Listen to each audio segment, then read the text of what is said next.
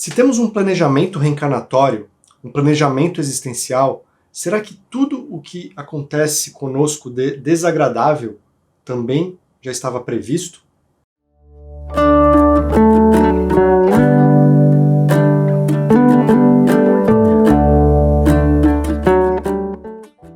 Que bom que você está aqui no canal Estrada Sem Fim.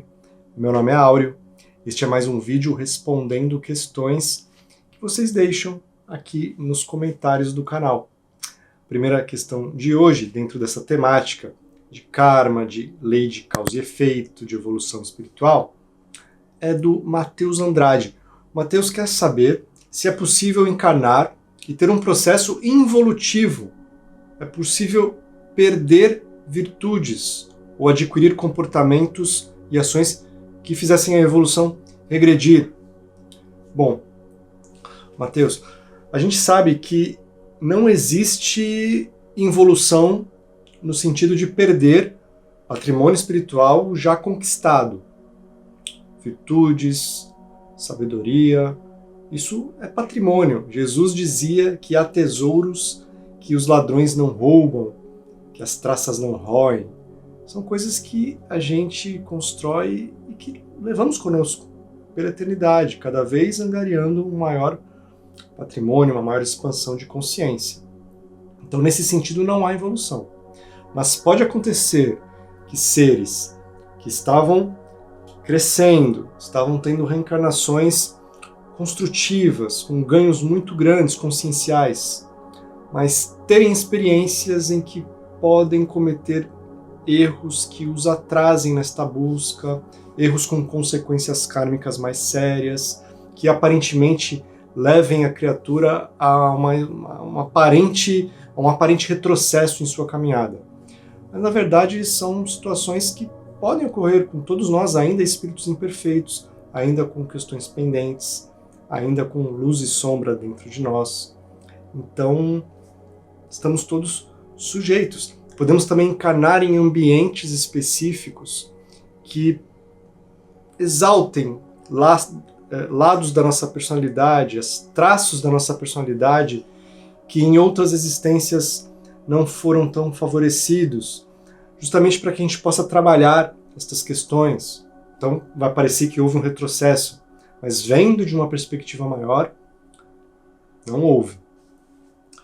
Já a Maria de Fátima, ela pergunta: sempre acreditei que os infortúnios eram planejamento kármico. Então, divórcio, desemprego, doenças graves, como saber se são karma ou se são más escolhas?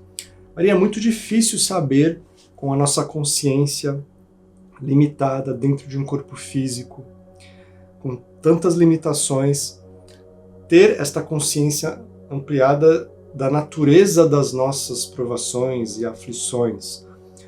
Muitas coisas só vamos saber quando retornarmos ao mundo espiritual, quando fizermos aquele estudo de recapitulação da nossa vida, com o auxílio dos nossos guias, dos nossos mentores, vamos entender melhor o porquê de determinadas coisas. Mas eu percebo na sua pergunta uma dúvida importante, que será que tudo o que aconteceu de ruim já estava previsto? Não, de forma alguma.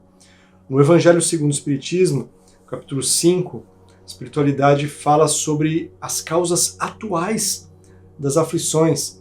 E em outro trecho, os espíritos deixam claro que a maior parte dos nossos infortúnios são causados pela nossa conduta de agora. De modo que, diante de uma natureza, de um acontecimento de natureza ruim, se nós formos desdobrando, refletindo o que fizemos ou deixamos de fazer que poderia ter influenciado nesta ocorrência, muitas vezes chegaremos à conclusão que nós fomos os principais culpados. Mas há sim acontecimentos, geralmente aquelas coisas grandes que influenciam sobremaneira a nossa rota evolutiva, que sim, já estavam de alguma forma previstos, delineados, mas não eram fatalidades no sentido que teriam que ocorrer de qualquer forma, porque esses planejamentos levam em conta também o nosso livre-arbítrio. da presente encarnação, o nosso esforço, o nosso comprometimento, pode alterar completamente o destino, digamos assim. Se estamos nos esforçando, se estamos evoluindo com fé, boa vontade, buscando realmente de coração aberto um autoenfrentamento, buscando progredir, melhorar, ajudar os outros, muitas coisas podem ser amenizadas, inclusive coisas que já estavam previstas para acontecer, que podem acontecer de forma mais abrandada ou nem acontecerem. A Terezinha Quadros, por que só se referem à lei de causa e efeito, lei do karma, sobre o que fazemos quando estamos encarnados? Realmente, um estudo superficial desta lei pode dar a entender isso, que a lei do karma só está presente durante a encarnação, quando na verdade a lei do karma, a lei de causa e efeito, é uma lei universal, ela está presente, é uma lei divina, ela está presente em todo o cosmos, regulando um dos fatores que regula, que conduz os seres sencientes a estágios cada vez mais aperfeiçoados. Então, os espíritos desencarnados que estão em desarmonia com a lei estão criando também karmas negativos, que podem se refletir em futuras reencarnações. Espíritos obsessores, por exemplo, que ficam, às vezes, décadas, séculos, perturbando pessoas, às vezes destruindo famílias. Vocês acham que isso vai ficar por isso mesmo? Não. Eles estão criando consequências, linhas de eventos, que vão trazer experiências que os façam refletir sobre as suas próprias condutas. Recentemente vi um vídeo do grande professor Wagner Borges, que comentava que tinha conversado com seu amigo, outro grande mestre, Saulo Calderon, e ambos estavam conversando e ponderando que há muitos espiritualistas até aqui na internet dizendo que o karma não existe, querendo trazer talvez uma visão mais moderna sobre ensinamentos espirituais, dizendo que, na verdade, não existe karma. E o professor Wagner nos chama a razão, ponderando que será que tantos mestres espirituais de tantas tradições diferentes, que trazem claramente a existência de uma lei universal que nos faz encarar as consequências das nossas próprias atitudes, será que isso não existe? Que podemos fazer o que quiser, que se estivermos na mentalização de uma postura idealizada, que só atrairemos coisas boas e nada poderá nos afetar? Precisamos ter cautela nessas conclusões, porque karma existe. Consequências das nossas ações acontecem a todo momento. E quanto mais intensas e graves forem as nossas perturbações, os nossos desvios da lei divina, mais intensas, mais fortes serão as consequências, justamente para nos dar aquela chacoalhada e nos colocar de novo no caminho. Próxima pergunta é do Pablo Reis. A maneira como os espíritos cumprem o karma. Às vezes vivemos estes resgates no plano físico, mas às vezes ouvimos falar que os espíritos vivem o karma no umbral, depois da morte. Por que isto acontece de maneira diferente? Em quais situações viveremos o karma na Terra ou em quais viveremos após o desencarne? Pablo, geralmente logo após o desencarne, nós vivemos as consequências, os efeitos da vida que levamos. O resultado, a média de experiências, a vibração que cultivamos, as prioridades que trazemos, os desequilíbrios que levamos, podem nos fazer sintonizar com diferentes tipos de planos espirituais, de frequências que têm as suas características.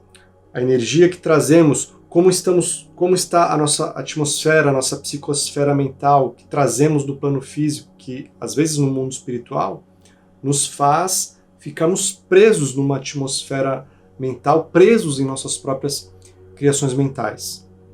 Após um tempo, no mundo espiritual, em que vivemos estas expiações Expiação no sentido de sofrimentos físicos e morais decorrentes de desvios da lei divina. Então, após um tempo no mundo espiritual, em que conseguimos uma certa estabilidade, um certo equilíbrio, geralmente somos reencaminhados à reencarnação com questões também que só podem ser resolvidas num novo mergulho na carne. Há energias tão densas com as quais contaminamos o nosso corpo espiritual que só um corpo físico pode dar conta de sugá-las. Então nós descarregamos no corpo físico, muitas vezes por meio até de doenças, energias densas que estavam presas no corpo espiritual, energias de desequilíbrios. E somente por meio da reencarnação podemos muitas vezes conviver com pessoas com as quais temos pendências, às vezes na forma até de familiares próximos, vizinhos, colegas de trabalho. Então muitas coisas somente a reencarnação nos proporciona. A Eliane Moura pergunta: quantas pessoas que só fazem um mal a outras? Com certeza não foram programadas para isso. Porque o livre-arbítrio, nesses casos, não é revisto pelo plano espiritual. Ela se refere aqui a crimes graves que acontecem porque o plano espiritual não faz alguma coisa, não intervém. Mas, Eliane, muitas vezes essa intervenção ocorre e nós não temos acesso a estas providências do mundo espiritual. Mas é inevitável que num ambiente cheio de pessoas com suas imperfeições, espíritos ainda primitivos, que têm algum grau de liberdade, que têm um livre-arbítrio, é inevitável que isso cause situações difíceis, que acabam ocorrendo para o nosso próprio amadurecimento e aprendizado. E a intervenção espiritual, nesses casos, é intensa. Nós somos todos os dias poupados de muitas coisas e não percebemos. E quando acontece, todos nós estamos sujeitos.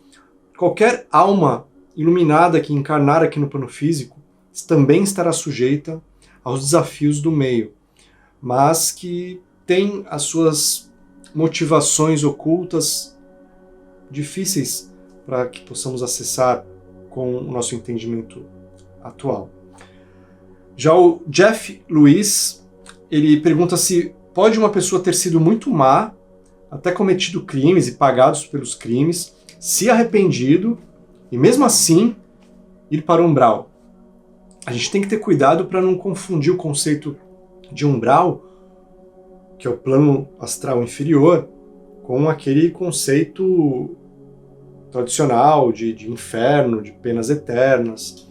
O que vai te levar para o umbral é o estado que você se encontra quando você deixa o corpo físico. Você pode já estar indo para o umbral atualmente, durante o sono. Nós nos libertamos provisoriamente do corpo físico ao dormirmos. Muitas noites vagamos por aí. E se estamos numa sintonia umbralina, para lá mesmo que a gente vai. Durante a vida, temos um padrão, criamos um padrão de sintonia média, de interesses. Quando desencarnamos, é isso que vai determinar para onde a gente vai. Você pode ter cometido erros graves na vida. O arrependimento realmente é a primeira etapa. A primeira etapa que vai levar, ele não é suficiente. Além do arrependimento, nós precisamos dar conta das expiações, dos sofrimentos morais e físicos decorrentes das nossas faltas. Também vamos buscar reparações. Mas se o nosso entendimento já é outro, este processo de expiação e reparação após o arrependimento é muito mais tranquilo e atenuado. Porque se o seu entendimento já avançou, a pedagogia divina também não vai te trazer acontecimentos difíceis desnecessários, porque eles visariam justamente essa expansão de consciência que você já conseguiu. Então não necessariamente alguém que tenha errado muito em determinados momentos irá para o umbral. Se a pessoa, nas palavras inspiradas de Jesus, vá e não peques mais, ele quis dizer, assim, podemos desdobrar esta frase em tantas interpretações profundas, mas um dos entendimentos possíveis é que justamente cada dia é um novo dia e somos aptos a construir novos destinos. E isto é maravilhoso.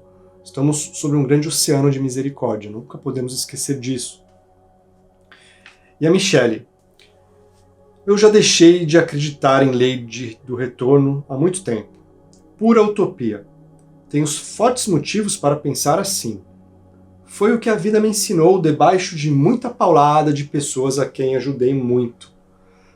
Creio que a Michele tem um certo ressentimento de pessoas que ela ajudou e depois não demonstraram gratidão, ou pessoas que fizeram mal para ela e depois acabaram se dando bem.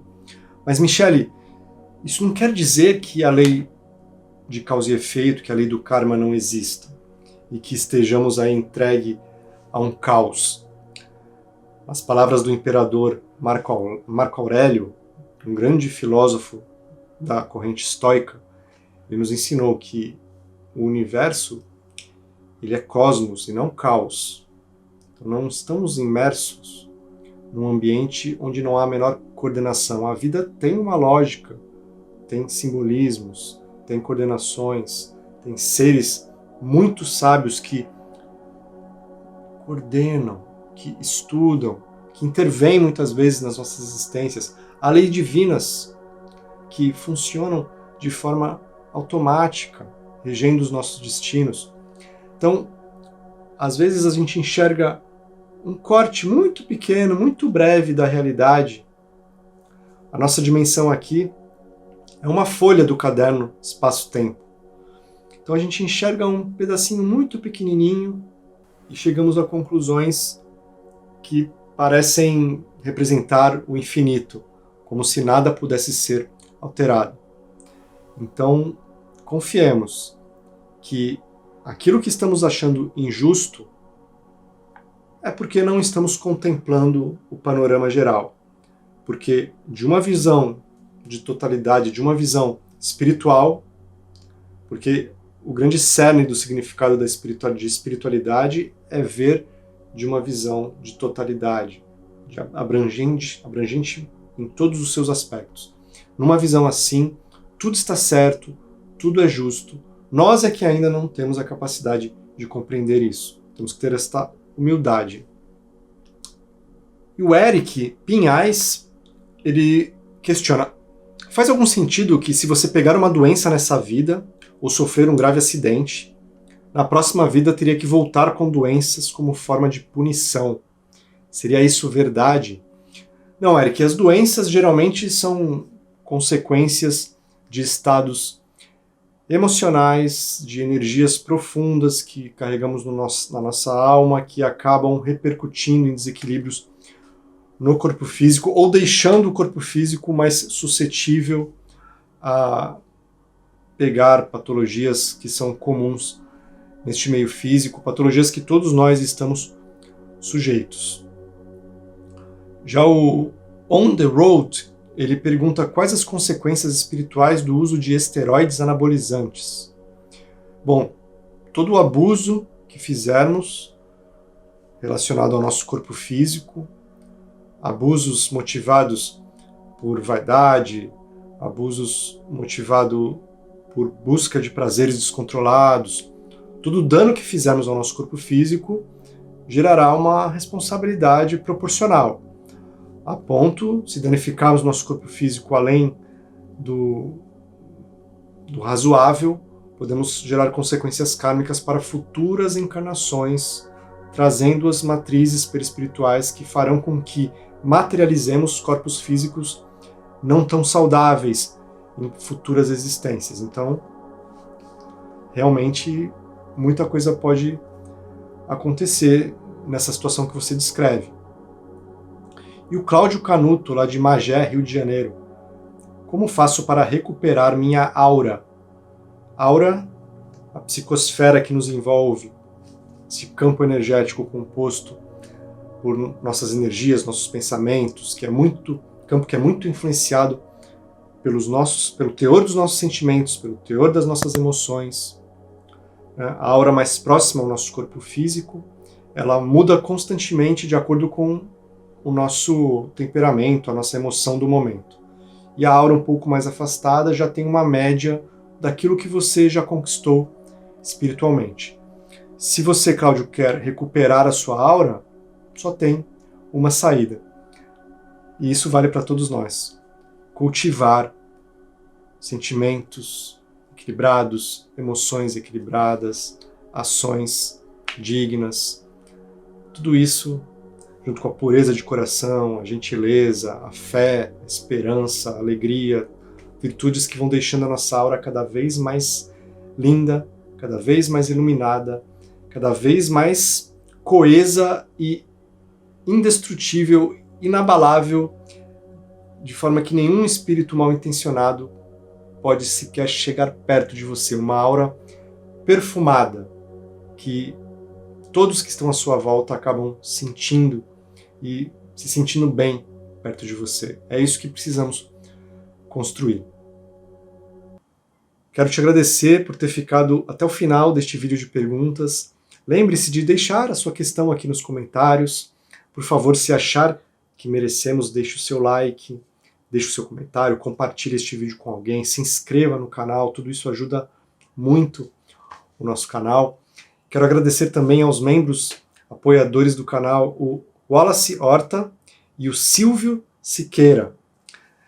Vou deixar na tela final um vídeo que conta a história de um bispo que mandou queimar livros espíritas e o que aconteceu com ele depois. E também um vídeo que fala sobre os psicopatas na visão espiritual. Alegria! Você é um espírito imortal vivendo num universo sem limites. Um grande abraço, até um próximo vídeo. Tchau!